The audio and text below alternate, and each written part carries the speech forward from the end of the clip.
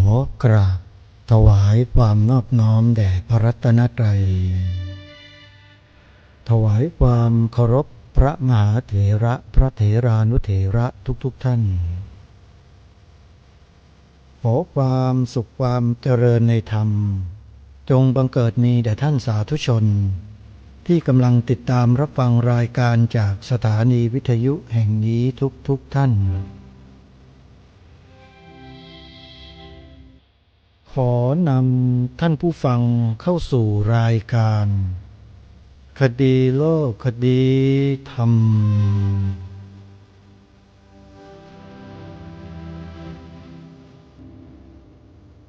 พบกันวันนี้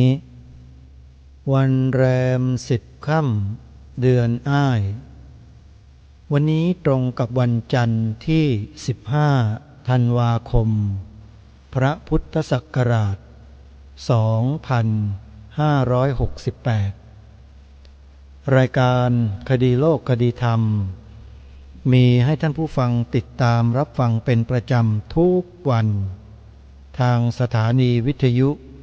พระพุทธศาสนาแห่งชาติคลื่นต่างๆพร้อมด้วยเครือข่ายรายการนี้ท่านสามารถติดตามรับฟังย้อนหลังได้ทาง YouTube ช่องวัดฝายหินและช่องธรรมะคลื่นสีขาวสาธุชนที่สนใจจะติดตามรับฟังรายการสดๆก็สามารถรับฟังทาง YouTube ในเวลา 11 นาฬิกาตอนเพลพอดี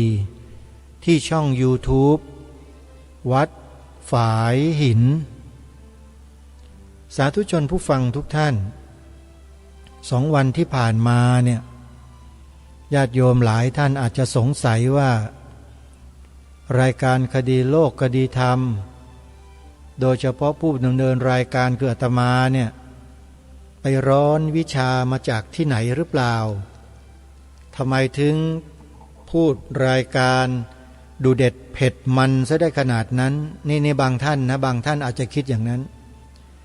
จริงๆแล้วไม่ใช่หรอกโยม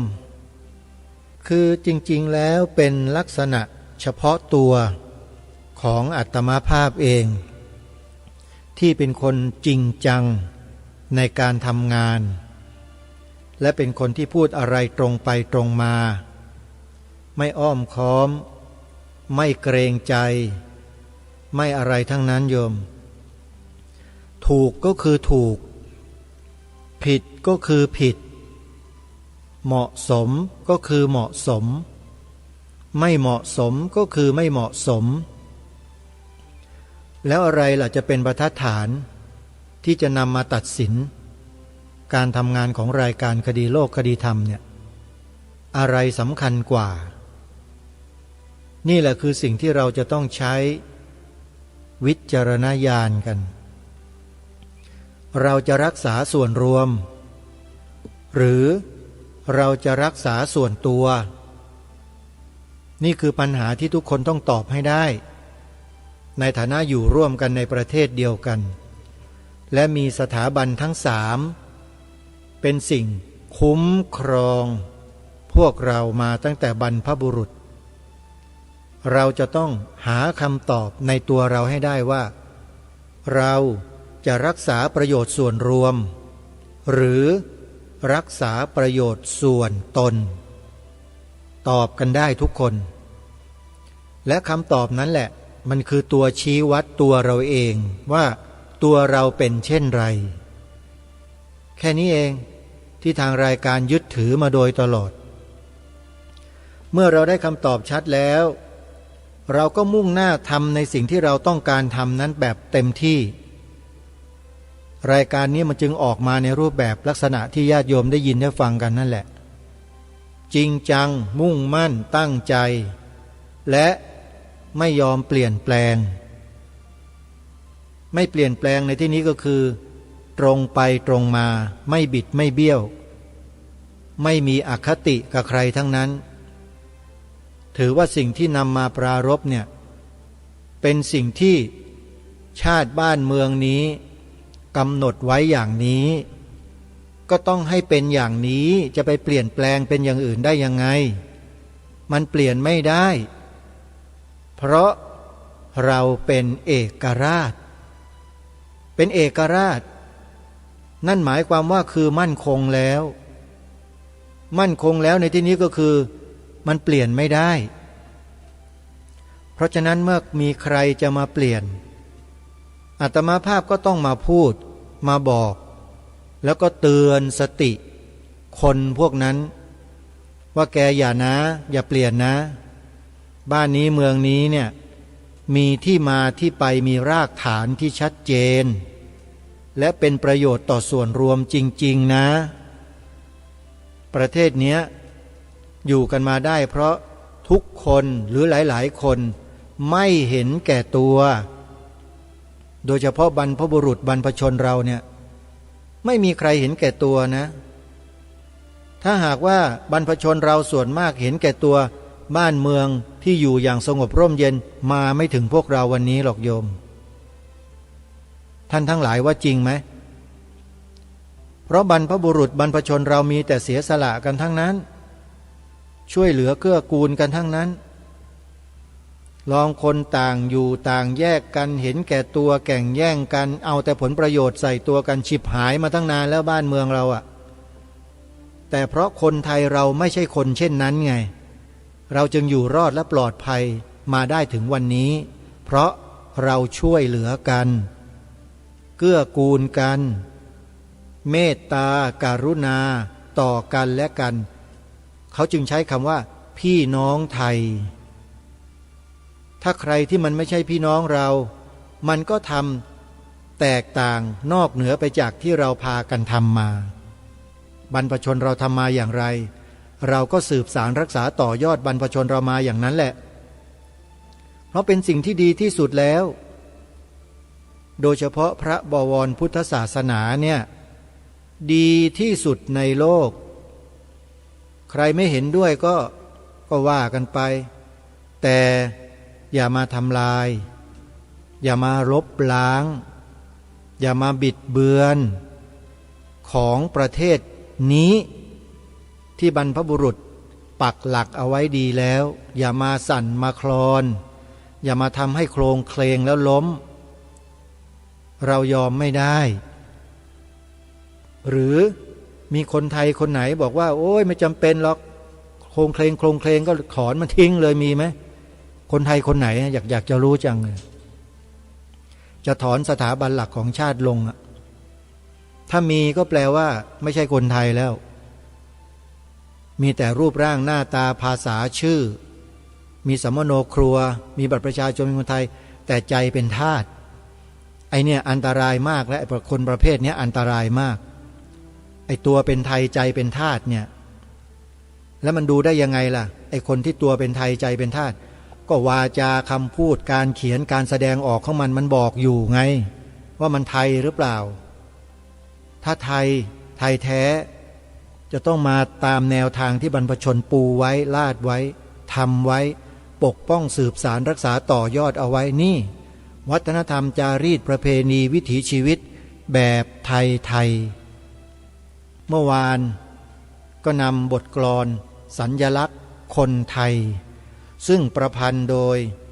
พระเดชพระคุณหลวงพ่อเจ้าคุณพระพิมลธรรมชอบอนุจารีมหาเถระราชบัณฑิตมาอ่านออกอากาศให้พวกเราฟังกันแบบเต็มไปแล้วมีอยู่4 อย่างสัญลักษณ์ของคนไทย 1. ภาษา 2. จิตใจ 3. ศิลปะ 4. จารีตประเพณีนี่คือสัญลักษณ์ของคนไทยเราถ้านอกเหนือจากนี้แล้วมันไม่ใช่จึงมาย้ำมาบอกกับพวกเราว่าเราจงช่วยกันปกป้องรักษาสืบสารต่อยอดรากเหง้าของความเป็นไทยของเราไว้ให้ถึงที่สุดทำมาในรุ่นของเรานี่แหละที่มีชีวิตจะไปรอใครล่ะรอลูกหลานข้างหน้าหวังเหอะถูกล้างสมองไปไม่รู้เท่าไหร่จึงมาชวนให้พวกเราเนี่ย มารักษาปกป้องลูกหลานของเราด้วยการนำข้อมูลที่ถูกต้องเนี่ยที่นำเสนอผ่านรายการอยู่ทุกวันเนี่ยไปสอนไปบอกให้ลูกหลานเราสืบสารรักษาต่อยอดกันต่อก็เราเป็นผู้ปกครองนี่เราก็ต้องช่วยกันใช่ไหมโยมเอาละวันนี้เกริ่นแต่เพียงเท่านี้พอดีเมื่อวันที่13วันเสาร์ที่ผ่านมาเนี่ยที่วัดพระธาตุพนมมีการจัดงาน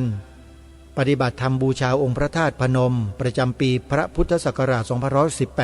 2518เลยนำบรรยากาศเล็กๆน้อยๆของการแสดงธรรมบนธรรมาสน์ในช่วงค่ำๆของวันที่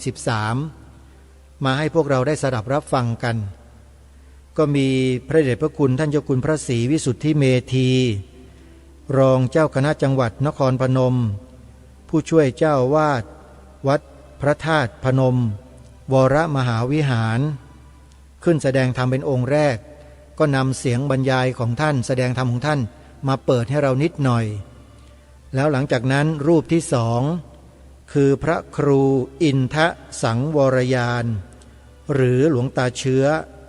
จากวัดสร้างพระอินทร์อำเภอนาแกจังหวัดนครปฐมท่านก็ได้ขึ้นธรรมาสน์แสดงธรรมท่านก็ร้อนตั้งแต่เริ่มต้นเลยร้อนยังไงเดี๋ยวเราไปฟังกันแล้วเดี๋ยวมาสรุปตอนท้ายไปฟังพร้อมๆกันได้นะบัดนี้เราควรมีความอ่อนน้อมถ่อมตนในพระธรรมเจ้าเราควรมีความอ่อนน้อมถ่อมตนในพระอริยสังฆเจ้าอันนี้สำคัญถ้าไม่เชื่อลองนึกดูเอาความรู้สึกคือจิตนึกน้อมไปเราควรมีความอ่อนน้อมถ่อมตนในพระพุทธเจ้าเราควรมีความอ่อนน้อมถ่อมตนในพระธรรมเจ้าเราควรมีความอ่อนน้อมถ่อมตนในพระอริยสังฆเจ้ารู้สึกยังไงใครรู้สึกปลอดโปร่งโล่งเบาสบายอันนี้สำคัญนะประคองศรัทธาคือจิตดวงนี้ไว้แล้วก็ขวนขวายในบุญทั้งหลายที่จะเกิดขึ้นในปัจจุบันและเบื้องหน้าถ้าใครเผลอหลงไปก็ตั้งสติใหม่หลับตื่นขึ้นมาก็เอาใหม่พยายามตั้งสติให้ได้มากถ้าปวดเบาก็ออกไปแต่ขณะที่เดินก็รักษาจิตไว้ให้ผ่องใสจิตจะผ่องใสก็คือระลึกถึงสิ่งใดระลึกถึงทานศีลบุญธรรมที่ปฏิบัติผู้ปฏิบัติธรรมทำแค่2 สิ่งลองไปทำดูนะปฏิบัติกับพิจารณาปฏิบัติธรรมกับพิจารณาธรรมการปฏิบัติก็แล้วแต่นะจะปฏิบัติพุทโธก็เอานะสายยุบหนอพองหนอก็เอาแต่สุดท้ายก็เป็นกลอุบายเข้าสู่สมาธิเมื่อจิตสงบสงัดก็พิจารณาพระธรรมทั้งหลายก็ที่อยู่ในกายนี้ไม่ได้อยู่นอกกายพิจารณาไปเรื่อยๆซ้ำแล้วซ้ำเล่าไอ้คำว่ารู้ก็จะมีรู้ชัดรู้อย่างแจ่มแจ้งเข้าใจชัดเข้าใจอย่างแจ่มแจ้งบางคนบางท่านถ้าอยากสุขภาพดีนะครูบาอาจารย์บอกไว้ให้พิจารณาอสุภะกรรมฐานท่านทั้งหลายเคยได้ คงจะเคยได้ยินเริ่มจากผมพิจารณาให้เห็นให้เกิดอสุภะว่าไม่สวยไม่งามเป็นของปฏิกูลน่าเกลียดโสโครกพิจารณาไปซ้ำแล้วซ้ำเล่าถ้าอยากอายุยืนก็ให้พิจารณาความตายว่าเรามีความตายเป็นเบื้องหน้าเราไม่สามารถล่วงพ้นความตายไปได้พิจารณาไปเรื่อยๆแต่ถ้าอยากอายุยืนเนี่ยต้องแข็งแรงด้วยนะถ้าอายุยืนแล้วนอนเปลเนี่ยก็ไม่ค่อยดีเท่าไหร่แต่ว่าถ้าใครอยากอายุยืนยาวไปเนี่ยถามหน่อยว่าทุกวันนี้เนี่ยกินอาหารซ้ำๆนี่เบื่อไหมญาติโยมเริ่มเบื่อไหมวนไปวนมาเบื่อคนข้างๆไหมเห็นหน้าทุกวันถ้าเริ่มเบื่อหน่ายแล้วก็เริ่มจะไม่อยากอยู่แล้วนะเพราะฉะนั้นแล้วพิจารณาเอาไปเอามาอาหารที่ว่าอร่อยเนี่ยก็ทานมาเกือบหมดแล้วที่ไม่อร่อยเนี่ยก็ทานมาเหมือนกันแต่ไม่มากจริงไหมโยมเบื่อไหมที่ต้องมานั่งเคี้ยวอีกินอิ่มแล้วต้องไปทำอะไรต่อแล้วก็ไปเอาออกแล้วก็กินแล้วก็ไปเอาออกวนอยู่อย่างนี้หรือว่าอยากไปเป็นเทวดานะกินทิพย์ไม่ต้องเอาออกนะสบายนะจะไปไหนก็ตีลังกาเหาะไปนะไม่ต้องไปเสียค่าน้ำมันรถนะดีไหมอยากไปไหนก็เหาะไปอยากกินอะไรก็นึกเอาอันนี้เหมาะนะทานนะที่สุดก็คือสวรรค์ศีลก็ทำให้รูปสวยรูปงามทำให้กายวาจาสะอาดภาวนาจะทำให้พ้นและการพิจารณาปฏิบัติและก็พิจารณาก็ทำให้เกิดปัญญาได้ก็พ้นไปได้เพราะฉะนั้นแล้ววันนี้ก็ขอให้ท่านทั้งหลายระวังรักษาจิตของตนไว้ให้เป็นกุศลอยู่ตลอดเวลาถ้าเผลอไปในอกุศลเผลอไปไม่ชอบคนข้างๆก็ดึงกลับเพราะอะไรเพราะจะทำให้เป็นอกุศลจิตจิตเราควรรักษาให้เป็นกุศลจิตที่เป็นกุศลย่อมสุขสบายธรรมจารีสุขังเสติผู้มีปกติประพฤติธรรมย่อมนอนเป็นสุขสุขสบายเพราะอะไรคิดแต่เรื่องดีเรื่องไม่ดีไม่คิดพอคิดไปแล้วเป็นทุกข์แต่พอไม่รู้ไม่เข้าใจนะว่าถ้าคิดไม่ดีคิดร้ายผู้อื่นเหมือนไฟนะเกิดที่ไหนก็ร้อนที่นั่นอิจฉาคนอื่นความอิจฉาเกิดที่ไหนทุกข์ก็เกิดที่นั่นเศร้าหมองโศกเศร้าความโศกเศร้าเกิดที่ไหนทุกข์ก็เกิดที่นั่นผู้มีธรรมมากทุกข์น้อยผู้มีธรรมน้อยทุกข์มากผู้ไม่มีธรรมย่อมทุกข์ล่ำไป ทุกข์ทั้งในโลกนี้และโลกหน้าเพราะฉะนั้นแล้วในตอนหนึ่งสมเด็จพระสัมมาสัมพุทธเจ้าของเราจึงตรัสไว้ว่าดูก่อนภิกษุทั้งหลายเธอจงมองดูโลกนี้โดยความเป็นของว่างเปล่ามีสติอยู่ทุกเมื่อฟังให้ดีนะดูก่อนภิกษุทั้งหลายเธอจงมองดูโลกนี้โดยความเป็นของว่างเปล่า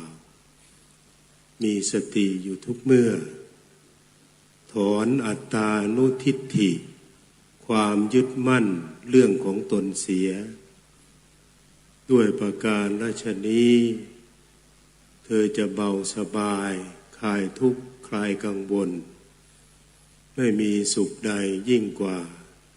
การปล่อยวางและการสำรวมตนให้ตั้งอยู่ในธรรมอันนี้พิจารณาท่านให้มีสติในการมองโลกนี้ถ้าเผลอขาดสติก็จะไปยินดียินร้ายในโลกแล้วก็ให้ถอนความยึดมั่นเรื่องของตนอันนี้สำคัญตัวตนของเราจริงๆไม่มีแค่จิตชื่อนี้นามนี้ก็เป็นสมมุติรูปหน้าตาที่เห็นอยู่นี้ก็เกิดจากบุญกรรมที่ปรุงแต่งเกิดขึ้นแต่จิตของเราก็ไม่มีชื่อเวลาตายก็ไปแค่จิตเพราะฉะนั้นแล้วสิ่งนี้เป็นสิ่งที่พึงปฏิบัติเป็นสิ่งที่พึงรักษาตามโอวาท3หรือว่าพุทโธวาทที่พุทธเจ้าตรัสไว้อะไร3ประการ1อะไรการไม่ทำบาปทั้งปวงก็คือไม่ทำสิ่งไม่ดีการยังกุศลให้ถึงพร้อมก็คือบำเพ็ญสิ่งที่เป็นกุศลในทานในศีลในภาวนาและการทำจิตของตนให้ผ่องใสถ้าเราผ่านข้อที่1ข้อที่2ข้อที่3ก็จะทำง่ายแต่ว่าสิ่งที่สำคัญเพราะเรายังมีกิเลสยังมีความเห็นผิดอยู่เป็นผู้ปฏิบัติไม่ได้หมายความว่าบรรลุแล้วการเผลอหลงขาดสติเป็นเรื่องปกติแต่ว่าเมื่อเผลอหลงขาดสติรู้ไหมเมื่อรู้ผิดเห็นผิดความเห็นถูกย่อมเกิดอันนี้ฟังดีๆนะรู้ไหมว่าผิดและยอมรับไหมตัวเรานะกล้ายอมรับไหมจิตเรายอมรับไหมว่าเราผิดรู้ไหมว่าผิดและยอมรับไหมกล้าหาญไหมที่จะยอมรับเมื่อรู้ผิดเห็นผิด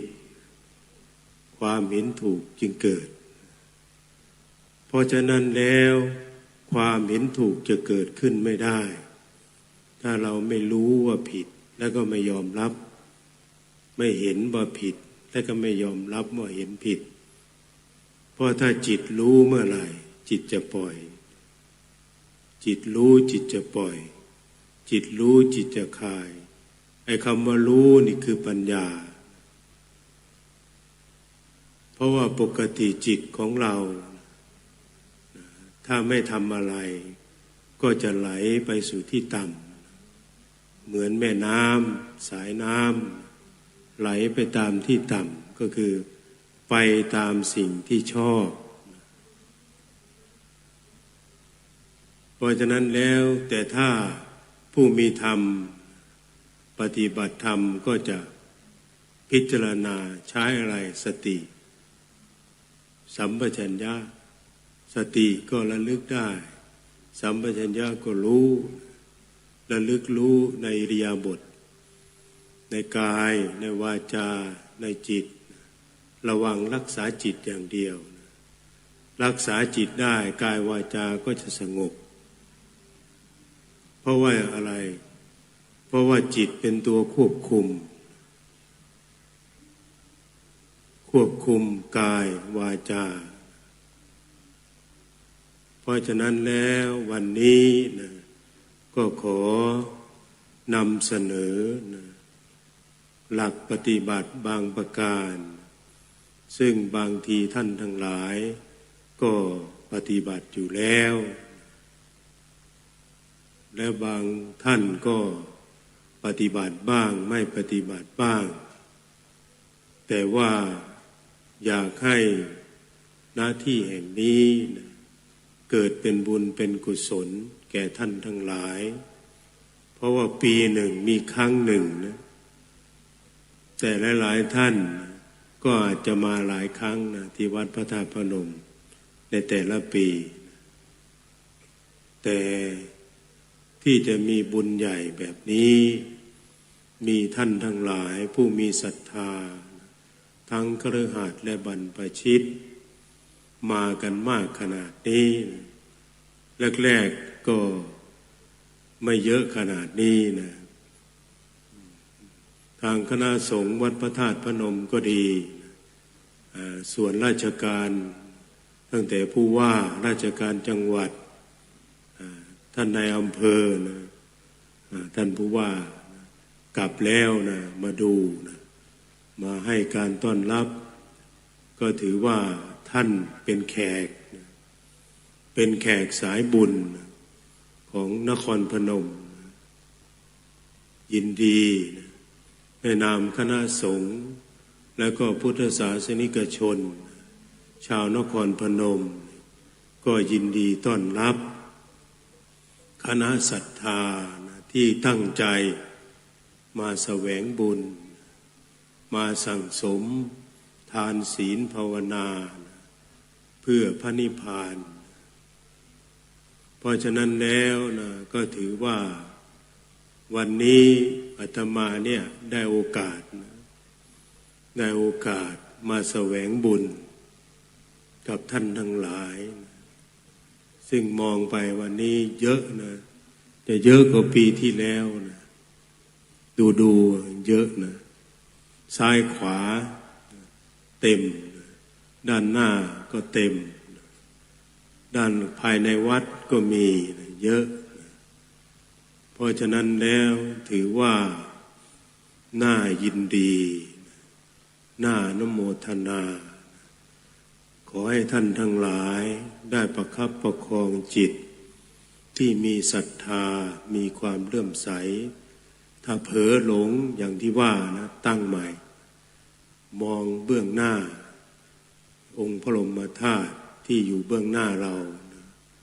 ให้เปรียบเสมือนว่านั่งอยู่เบื้องหน้าพระพุทธเจ้าพร้อมด้วยพระธรรมและพระอริยสงฆ์การสำรวมกายวาจาใจของเราจึงเป็นสิ่งสำคัญระมัดระวังที่สุดลองดูซิว่าใครจะได้มากได้น้อยก็อยู่ตรงนี้นะเพราะฉะนั้นแล้วก็ขออนุโมทนากับพระมหาเถระพระเถระผู้จัดและก็ญาติโยมผู้มีศรัทธาที่ร่วมกันและก็ตั้งใจมาด้วยศรัทธาในพระพุทธเจ้าพระธรรมพระสงฆ์องค์พระบรมธาตุพระวรังคธาตุเห็นประโยชน์ของชีวิตที่เหลืออยู่น้อยนิดนี้เห็นแล้วว่าเรามีความตายเป็นเบื้องหน้าสิ่งที่เราต้องขวนขวายต้องสั่งสมที่จะติดตามจิตนี้ไปก็เห็นแต่ทานศีลภาวนาและธรรมที่ได้ พิจารณาปฏิบัติรู้แล้วเข้าใจแล้วส่วนสมบัติพัสถานที่มีในโลกบุตรภรรยาลูกหลานแม้แต่ภาพร่างกายที่มีอยู่นี้ก็ต้องเผาทิ้งไม่มีประโยชน์ใช้ชีวิตที่เหลือให้เป็นประโยชน์กับตนเองทั้งในโลกนี้และโลกหน้าเพราะฉะนั้นแล้วก็ขออนุโมทนาด้วยอานุภาพแห่งพระรัตนตรัยคือพระพุทธพระธรรมพระสงฆ์องค์พระบรมธาตุพระอุรังคธาตุได้โปรดเมตตาอำนวยพรอำนวยชัยท่านทั้งหลายผู้มีศรัทธาตั้งใจมาปฏิบัติให้ได้เป็นผู้มีสติมีสมาธิมีปัญญามีความเฉลียวฉลาดมีความเห็นถูกเป็นสัมมาทิฏฐิในพระธรรมทั้งหลายที่เป็นไปเพื่อพระนิพพานมีความแก่รอบแห่งญาณในการปฏิบัติธรรมเพื่อพระนิพพานหลอดพ้นจากภัยพิบัติทั้งหลายความเสื่อมทั้งหลายเจริญรุ่งเรืองร่มเย็นเป็นสุขทั้งทางโลกทางธรรมภายใต้ร่มเงาแห่งพระศาสนาและจงเป็นไปตามพระประสงค์ได้เห็นสมควรแห่งองค์สมเด็จพระสัมมาสัมพุทธเจ้าทรงมีพระประสงค์และเห็นสมควรทุกๆประการทั้งในปัจจุบันและเบื้องหน้าแสดงพระธรรมเทศนาพอสมควรแก่เวลาจึงขอสมมุติยุติลงคงไว้เพียงเท่านี้เอวังก็มีด้วยประการฉนี้สาธุก็ญาติโยมเราคารวะธรรมพร้อมกันเด้อกายเยนวาจายวเจตสวาพุทเทกุกัมมังปะกตังมะยายังพุทโธปฏิคันหันตุอัจฉยันตังการันตะเรสังวริตุงวาพุทเทกายเยนะวาจายวเจตสวาธัมเมกุกัมมังปะกตังมะยายังธัมโมปฏิคันหันตุอัจฉยันตังการันตะเรสังวริตุงวาธัมเมกายเยนะวาจายวเจตสวาสังเขกุกัมมังปะกตังมะยายังสังโฆปฏิคันหันตุอัจฉยันตังการันตะเรสังวริตุงวาสังเขอิจิตังปฏิตังตุมหังคิปะเมวะสมิจจตุสัพเพปุเรนตุสังกปาจันโทปนระโสยถามณีโชติระโสยถาสัพพิติโยวิวัชชันตุสัพพโลกโควินัสสันตุมาเตภวัตวันตรายโยสุขีทีกายุโกภวะอภิวาทนาสีลิสนิจังวุธาปจายโนจัตตาโลธรรมาวัฏันติอายุวันโนสุขังภะลังสาธุคำต่อไปขอเจริญพรท่านนายอำเภอท่าตุพนมครับได้ขึ้นถวายทายธรรมเดี๋ยวองค์แสดงปฐมคาถานะครับซึ่งวันนี้ก็คือท่านเจ้าคุณพระศรีวิสุทธิเมธีรองเจ้าคณะจังหวัดนครพนมผู้ช่วยเจ้าวาดวัดพระธาตุพนมนะครับเป็นองค์แสดงปฐมคาถาครับคณะญาติโยมเราก็ตั้งใจเด้อสาธุ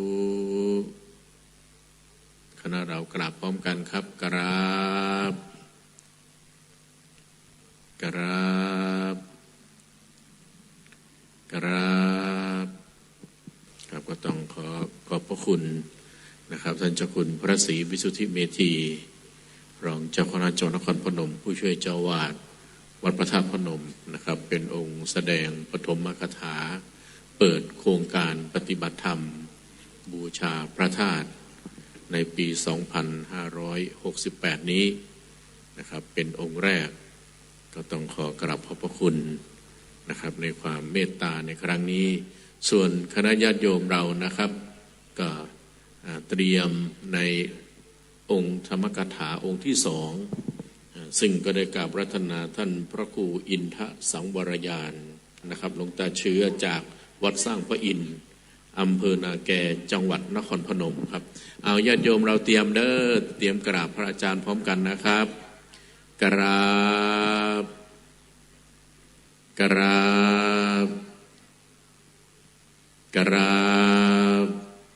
รับบัดนี้ได้เวลาขอกราบรัตนาพระอาจารย์ด้วยความเคารพอย่างสูงขอกราบรัตนาครับ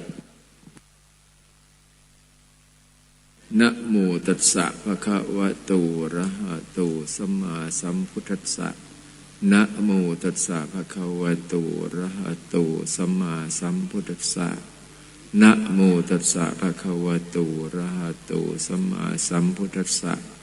ขอนอบน้อมแด่พระผู้มีพระภาคเจ้าพระองค์นั้นผู้ไกลจากกิเลสตรัสรู้ชอบได้โดยพระองค์เองญาติโยมคณะพระเทรานุเถระทุกรูปทุกองค์คณะสงฆ์ญาติโยมพุทธบริษัททั้งหลายที่มาในงานปีที่11ปีที่11งานปฏิบัติธรรมบูชาองค์พระธาตุพนมทุกปีหลวงตาก็ไม่เคยเทศคนเยอะมีมาเทศอยู่ดีละคนเยอะที่สุดแต่มา2 ปี3 ปีแล้วล่ะที่มาทุกปีคนหลายธรรมดากเทศหาคน10 คนซึมเศร้านี่คือบรรยากาศของการแสดงธรรมบูชาองค์พระธาตุพนมประจำปีพระพุทธศักราช2568ที่บริเวณลานหน้าองค์พระธาตุพนมวัดพระธาตุพนมวรมหาวิหารอำเภอธาตุพนมจังหวัดนครพนมประจำปีนี้ซึ่งครูบาอาจารย์หลายๆรูปก็ไปร่วมงานกันและในตอนเย็นพระอาจารย์สมภพโชติปัญโย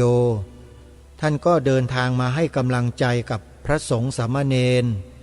อุบาสกอุบาสิกาที่มาร่วมงานกันอย่างล้นหลามในปีนี้ในตอนเย็นนั้นด้วยโดยท่านพระครูอุดมวรานุวัตรทำการไลฟ์สดตามหลังของท่านพระอาจารย์ใหญ่แล้วก็บอกเปล่าประกาศให้ญาติโยมไปร่วมงานปฏิบัติธรรมสัญจรที่องค์พระธาตุนาดูลในเดือนหน้าด้วยครูบาอาจารย์เหล่านี้ท่านมีความตั้งใจญาติโยมตั้งใจจัดกิจกรรมในงานลักษณะเช่นนี้ขึ้นมาเนี่ยก็เพื่อให้พวกเรามาพบปะกันมาพูดจาพูดคุยกันรู้จักมักคุ้นกันเป็นเพื่อนเป็นญาติกันถ้าภาษาอีสานเขาว่าเป็นเสี่ยวคือเป็นคนสนิทชิดเชื้อพูดง่ายๆว่ายอมตายแทนกันเนี่ยมาเป็นเพื่อนตายกันนะโยมมันเป็นกิจกรรมที่ดีมากๆนะอาตมาว่าถึงแม้ว่ามันจะเป็นระยะสั้นๆแต่ได้มิตรภาพที่ดีรู้จักกับคนจำนวนมากมายหลายกลุ่มหลายพวกแล้วก็จะได้ยึดโยงกันมาทำคุณงามความดีเพื่อชาติบ้านเมืองร่วมกันกิจกรรมนี้จึงมีประโยชน์บอกตรงๆว่ามีประโยชน์มากแล้วก็เป็นกิจกรรมที่ควรส่งเสริมสนับสนุนให้มากยิ่งขึ้นไม่ใช่ปล่อยให้สังกตายกันไปโดยไม่เหลียวแลไม่เอาใจใส่ใครที่พอจะมีใครที่มีความสามารถที่จะสนับสนุนส่งเสริมพระสงฆ์สามเณรอุบาสกอุบาสิกาที่ร่วมกันทำกิจกรรมอย่างนี้ได้ก็ช่วยกันส่งเสริมไปญาติโยมจะปล่อยให้พระสงฆ์สามเณรเหล่านี้อุบาสกอุบาสิกาเหล่านี้เหี่ยวเฉาเน่าตายไปนี่ในที่สุดแล้วก็กิจกรรมเหล่านี้ก็ตายไปจากโลกใบนี้ไม่มีเหลือเลยมันก็น่าเสียดายอยู่กว่าจะก่อตัวได้กว่าจะรวบรวมคนมากันได้มากมายมหาศาลกันขนาดนี้ในแต่ละครั้งไม่ใช่เรื่องง่ายนะโยมอาตมาภาพก็ยังนึกถึงการจัดงานวันแรกครั้งแรกปีพระพุทธศักราช2555ปีพุทธชยันตียังนึกถึงอยู่ทุกวันนี้ว่าโชคดีที่ตัดสินใจพูดอาตมาภาพเป็นพิธีกร เสวนาในตอนเย็นซึ่งอาจารย์วิทยาวงศ์กาลสินก็นิมนต์อาตมาภาพแล้วก็พระสงฆ์อีก4 รูปขึ้นเวทีอาตมาเป็นผู้ดำเนินการเสวนาพูดเยอะกว่าเขาหน่อยเพราะต้องการจะพูดบอกถึงความเป็นมาเป็นไปของสถานีวิทยุพระพุทธศาสนาที่เกิดขึ้นทั่วราชอาณาจักร400 กว่าสถานีเนี่ยเกิดขึ้นมาได้อย่างไรและได้รับการสนับสนุนคุ้มครองอย่างไรก็พูดในรายการนั่นแหละเมื่อปี2555คลิปที่ทำการบันทึกไว้ได้นำไปโพสต์ลง YouTube อัปโหลดลงในคลิปวิดีโอ YouTube ไว้แล้วญาติโยมท่านใดที่สนใจจะย้อนกลับไปฟังเมื่อปีแรกของการจัดงานปฏิบัติธรรมบูชาองค์พระธาตุพนมนะโยมเปิดเข้าไปฟังในชื่องาน